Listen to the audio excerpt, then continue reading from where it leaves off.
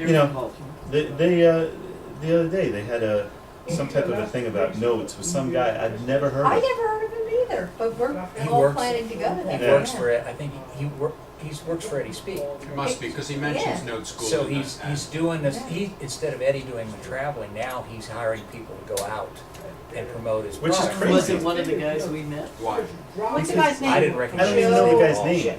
He's not like a well-known guy. No, in it wasn't the industry. main guys that we saw there. It might have been maybe it was one of the sideline guys when we went to Eddie Speed's conference. But no, I don't Was recognize him. Was it the guy that does the initial, No, that it did the wasn't. initial cell thing I at haven't met him. I've gone to 5 conferences in the past 6 months, and I've Yeah. never seen the guy or heard of the guy. And another guy saying, "Oh, I bought $35 million worth I of know, notes." I know. Okay, sure you have, but I've never heard of you. Right.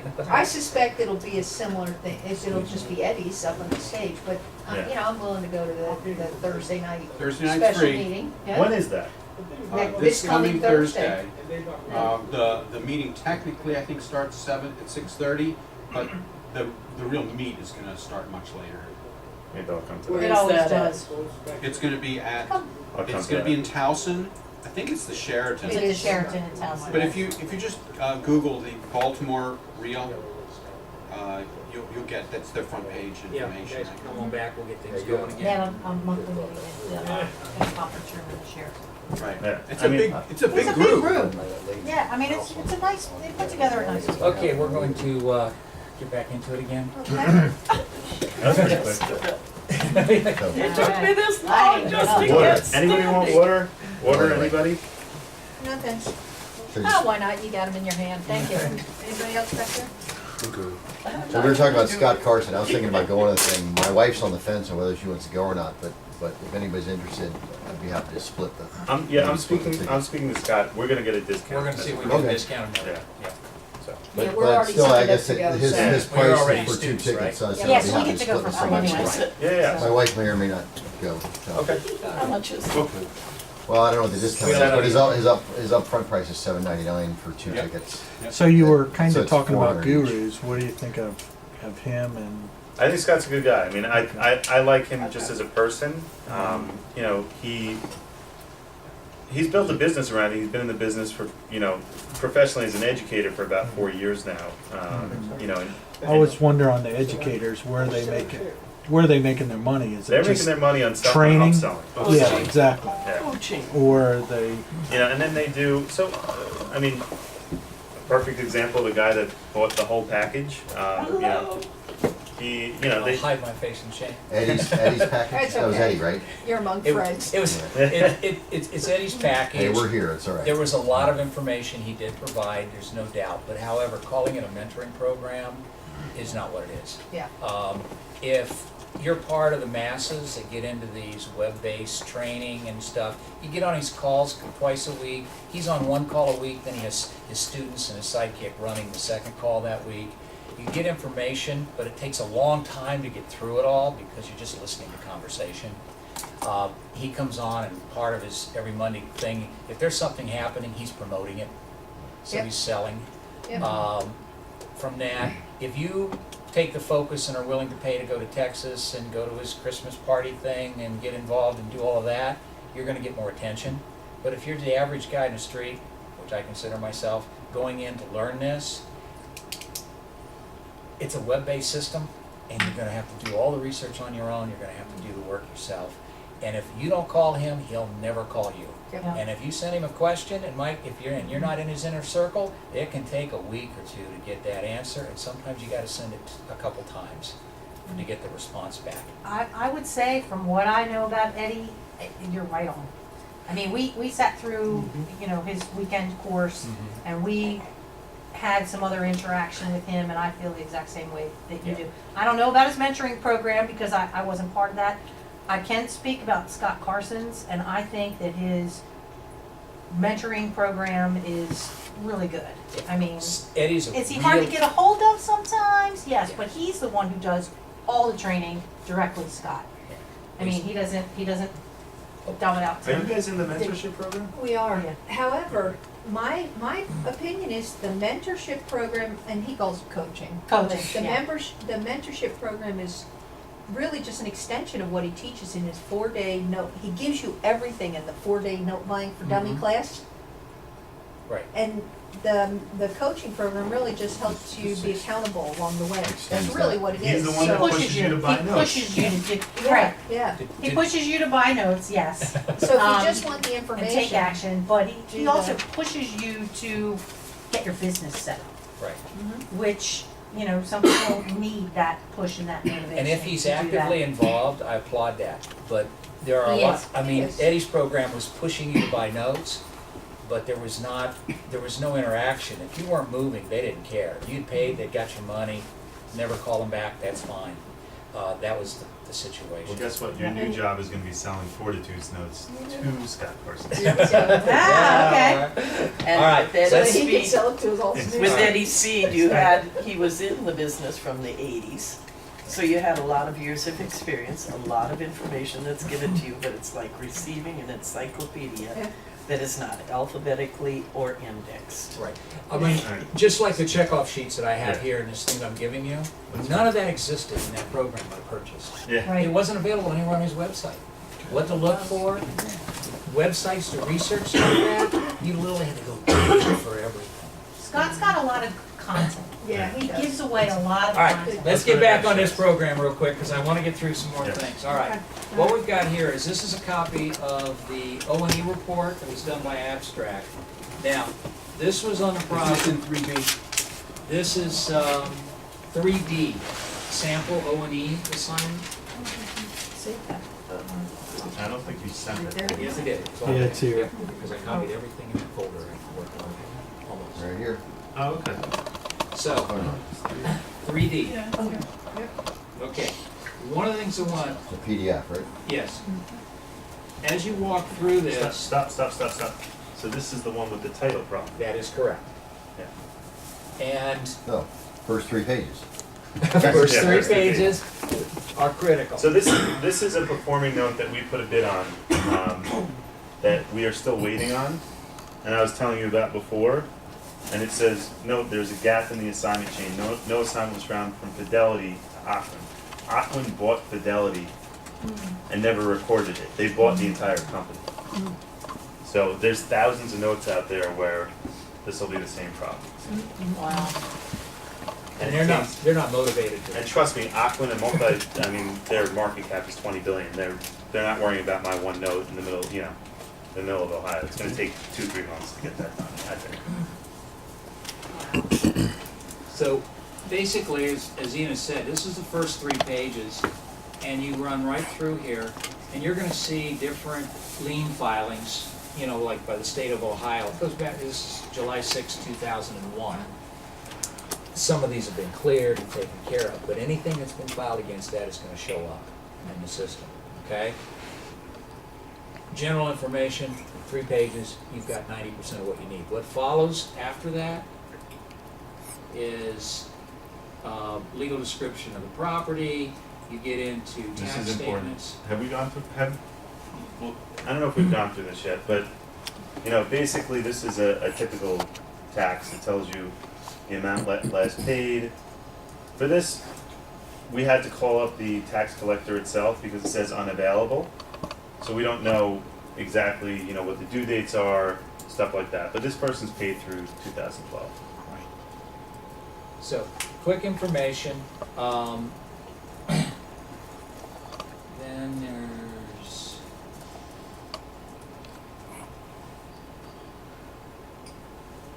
this is a warranty deed. They will document, and you get hard copies of what's on file at the courthouse. This one was a quick one, we had it in 24 hours because everything was available online, and they were able to pull the documents together and send it out to us. There was another one that we looked at that we actually purchased a note on. That took almost 3 to 4 days to get the report because there was no electronic files. They had to physically hire a local servicer to go to the courthouse, pull and copy all the documents. And then they wrote analysis and sent it to us. So it depends on where you're at and how rural or modernized the county The is. seller wait for you while that's happening? If you basically it's again about honest. You contact the seller and say, there's no electronic documents on this. and my servicer's gonna take a couple more days, I need a couple more days to get the O&E report to review it. Doesn't look like they're that current since it says know all man. Or politically correct, I just want to throw that out there. But this is about 50 pages of documentation. You should go through and look at least one or two, but most of this documentation, that first couple pages is where the meat is. The rest of this is the backup, copies of deeds and stuff like that. It'll show you that it's a first lien too, somewhere. Can you So- go over the first couple of pages, especially to show us what's the most important to look for? Yeah, you said And it'd I would take like to 10 rephrase minutes the to go through. question. If you're getting this for the first time, how would you scan it? How would you read it? Oh, I missed you when you were flicking. I don't- Not yet. If you just received this right now, Yeah. what would you look for? What would you scan? Oh, okay, yeah, that's already, Could you so look just over? go up to the This is top. the first. All the way up to the top, right? Oh, down. Right there. Okay, so, I mean, you just want to confirm that it's the same people. That's the most important thing from the collateral that you've received, and that the same people are living in it. We've seen, we saw a note where the husband and wife had divorced, so the wife's name was she was still living in the house, and he was living 3 houses away, but he was still paying the taxes on the house. So it took us a while to figure it out, but you have to make sure that whoever's on this is paying the mortgage, and that's the same name. Otherwise, you have to get documentation showing that it's changed, because it could just lead to all different types of issues down the line. And again, Do you mean was paying the mortgage if it's non-performing? So no, that guy he was Yeah. he was paying the mortgage, then he transferred it over to his wife's name, right? But nobody had ever recorded that he did that. Oh, So it she just wasn't came up on as it. his name. She wasn't on it. Yeah, she was paying the payment, and Okay, his name was still on it. So it was a very Okay. complicated thing. right. Again, you have to look at every single mortgage as a person that's didn't pay at one point is a scam artist. That's how you have to look at everything. You Okay. can't look at. I try not to. I try to be nice about this, but this is a business. This is all about money, and I look at the worst stuff first. I think negative until it becomes positive. Okay. So just The address, the name. Okay. so. Again, this is the most important stuff. Anything that red, if anything that's red ever comes up on this, you go straight back to the seller and you tell them automatically. Say, I'm not buying this note until this gets resolved. Can you read that? I can't read Sure, it. it says, please note there's a gap in the assignment chain. No assignment was found of record from Fidelity Mortgage, Inc. to Aquin Loan Servicing, LLC. Aquin Loan Servicing had bought Fidelity Mortgage, and they had never recorded that they had bought them, and that the note was transferred to them. Now, under the mortgage and deed, you'll see in the first position is the note that we're buying. Yes. And if you get into this and you see that the note you're buying is listed below something else, you've got a problem. That's not a first. You want to make sure that what you're buying is in that first position. And this is who we eventually bought our notes from, Blue Ridge Opportunity Fund, and that's who I'm selling for right now. But basically, if you look, they bought, that they bought this as a bulk package, because it says that it's dated 4/10/2000, and that they recorded it almost a year later, right? And that's probably because, and I know for a fact they own about 10,000 notes. So basically, they probably bought 1,000 notes and were just going through recording for a year because there were so many notes. But usually, if we buy that note, it's recorded within 30 days on our notes. You do not want to hold back reporting your note. When you got the volume and capital behind you, you can. But as a private investor, you want to make sure. And most servicers that you send it to, you just simply request and they'll record it for you. You don't have to personally deal with the recording unless you want to. And then it tells you. So they took out a second lien on this house. Oh no, this is even better because I looked this up. So Ohio Homeowners Assistance is the hardest hit fund. They took out a principal balance on this, And the person before me, which is Blue Ridge Opportunity Fund, they're the ones that reduced the principal and got the dollar for dollar that we had spoken about. So this is an example. When this shows up and it says homeowner assistance or something like that, that's the hardest hit fund. This is in Ohio. Yeah, are you familiar with that? How they paid Blue Ridge to reduce the principal balance. So Okay. as the fund is owning that note, they went in and got this capital right off the top. Now they resell the note and make a profit again. The government will pay dollar for dollar up to $25,000, and that's why it says 25,000.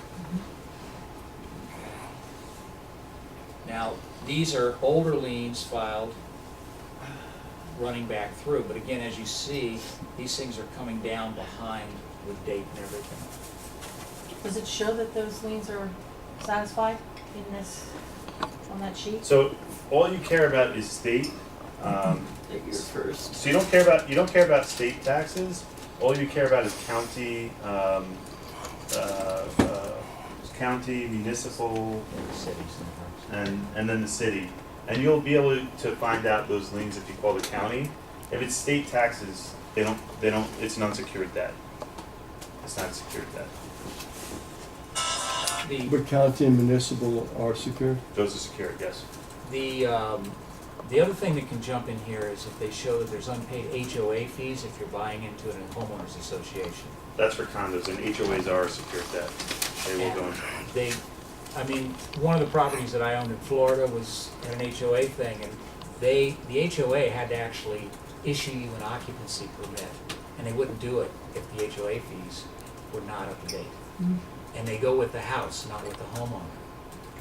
So the previous owner that was foreclosed on and defaulted moved out and walked away, and the property sit for 6 months before I picked it up. Luckily, my agent had an in with the HOA and was able to get them waived. So as long as I picked them up immediately. But it was like, a lot of times they won't necessarily waive those fees. You gotta pay them before you can get control of the property. Okay, anything else in there, Ian, you wanna? No, but it's just to make it easier about liens and judgments. If it's income tax, don't worry about it. Because if the state took over houses for everybody that didn't pay income tax, they'd own half the states in every single state, half the houses in every single state. Yeah, a federal IRS tax lien can get thrown against the property, but, you don't run across them too often. So the question is, so if it's there, it's something to question for the federal side. Ken, is there somewhere in your notes that all this is listed about the different taxes? No. We should write it up. Put that down. Good call. You guys can publish your manual. Hopefully for Ron. Yes. For money, that's Yes. what I mean. You could sell it.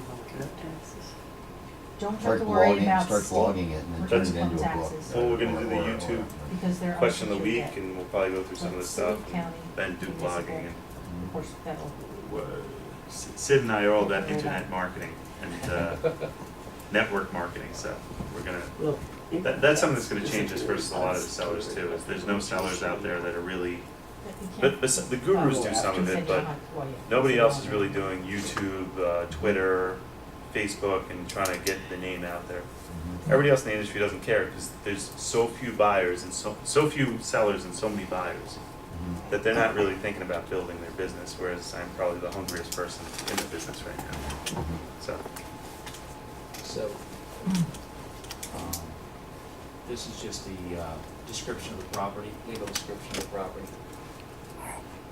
Is there something to look for here? I mean, that gotchas or You anything like just- that, or? Again, the front address at the front page gives you the address. This is the court registered legal description of the property.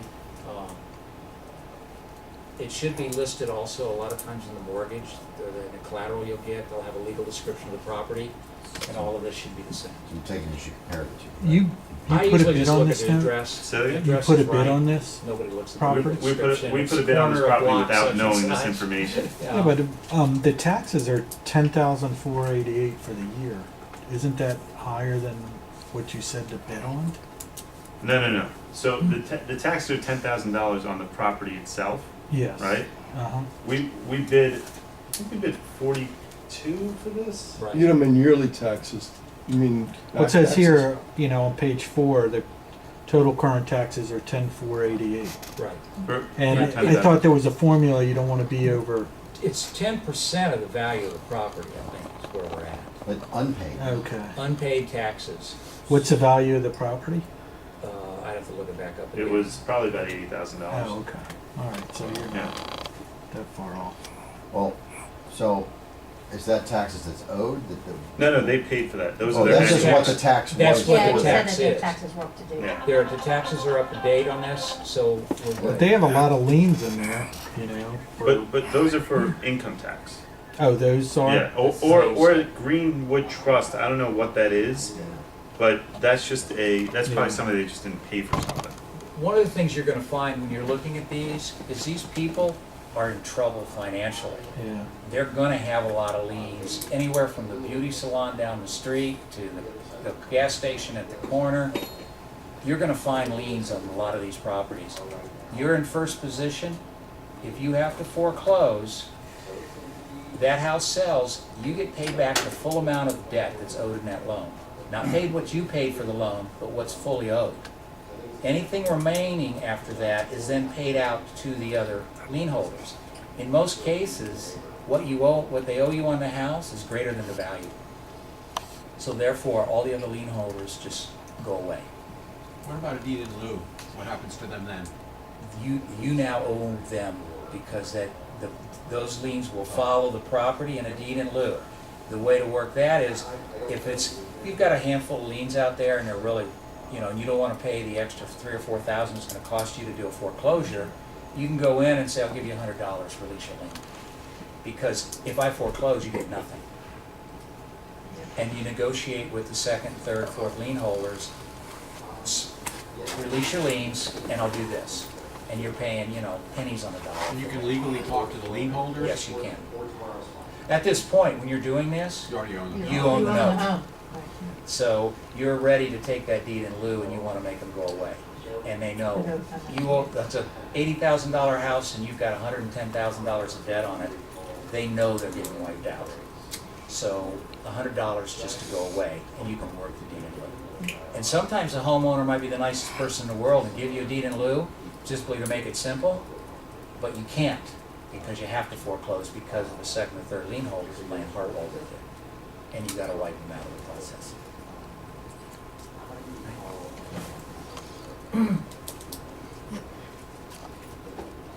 All right.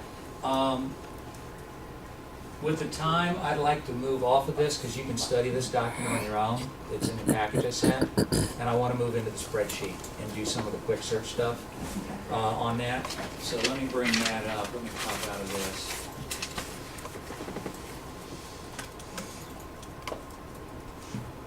Okay. You're talking about the tape you just sent The us? tape that we sent out. And one of the things that I'm going to do is I've color-coded and made some notes in here so it looks a little different. One of the things you guys did not have is we did not get the occupancy information when the original tape went out. So that changed the dynamics on this. And I'm going to do a couple of the steps because I don't know, some of you are familiar with Excel and some are not. So I'm just going to actually walk through the search. 3F is what we're looking at? Pardon me? 3F is what we're looking at? 3F practice tape. Version 1 or? Version V1, version 1.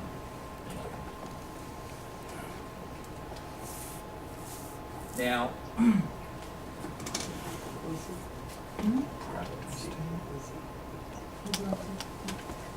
Oh, you can't see. This I'm is the gonna one you just highlight- sent out, right? A couple of days ago, right? Okay. Yes. Version 1. And you said practice day. It's an Excel. Don't we're live. Well, it was live 2 days ago, now it's for practice. Yeah, practice date. Now, what I just did is I just highlighted all of the product on the tape. Went down the left-hand row and just highlighted everything. Because I'm going to go up now to where it says data, pull up sort, and there's a box to the right. My data has headers because the top line is a header. when I go sort by, it's now gonna give me the names that are in those cells. Okay? So now I'm gonna go in here and I'm gonna pick. Now, I know that there's a column in here, asset type. That's first, second position liens, that type of notification. So I'll go by sort by, and I am going to select asset type, okay? Now with the asset type, I'm just gonna do a simple search, A to Z.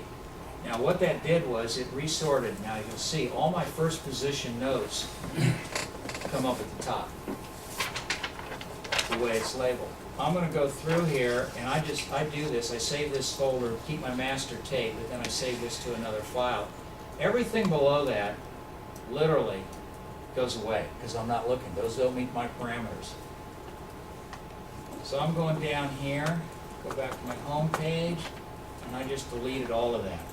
I went from almost 500 lines to 75 on that tape.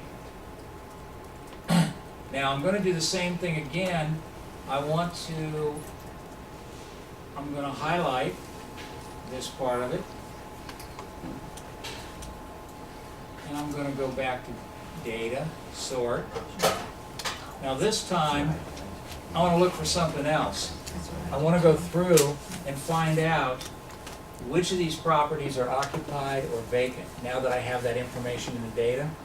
If you don't have it, sometimes you need to call up and ask for it, because a lot of the funds will know if it's an occupied by it or not. So I'm gonna go, that is my column C. I don't have a title on that because I inserted it in.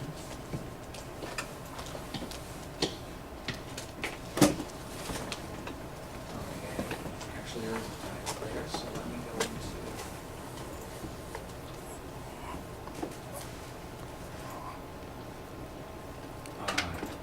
now, I've got my occupied, I've got unknown, I got vacant. They literally listed out here, or unknown. And what I'm going to do is I'm going to go through and delete most of those.